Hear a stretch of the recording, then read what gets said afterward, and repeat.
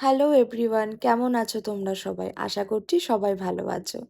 গতকাল মহালয়া ছিল, তাই বেরিয়ে পড়েছিলাম সৌরভের সাথে তার অফিসে। ওদের অফিসে একটা ইভেন্ট ছিল, যেখানে এসেছিলেন মিস্টার বিশ্বজিৎ চক্রবর্তী এবং মিস্টার ফাল্গুনী চ্যাটার্জি, যাদেরকে আই হোপ আপনারা সবাই চেনেন। তো তাদের সাথেই অনেক আলাপ আলোচনা, গল্প, খাবার দাবার সব কিছুই করা হয়েছে এবং তারই কিছু ছোট ছোট মুহূর্ত আপনাদের সাথে শেয়ার করলাম। আর খুব নতুন একটা ভালো জিনিস অভিজ্ঞতা হয়েছে কালকে। খুব ভালো জিনিস এক্সপ্লোর করেছি।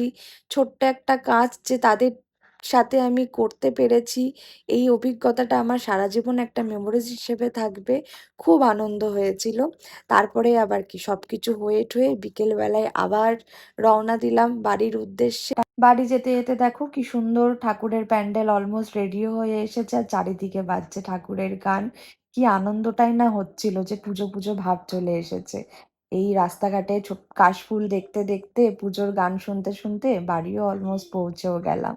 চলো, কেমন লাগলো এই ছোট্ট একটা ব্লগটা অবশ্যই জানতে ভুলো না। আজকের জন্য এইটুকুই, আবার পরে দেখা হবে।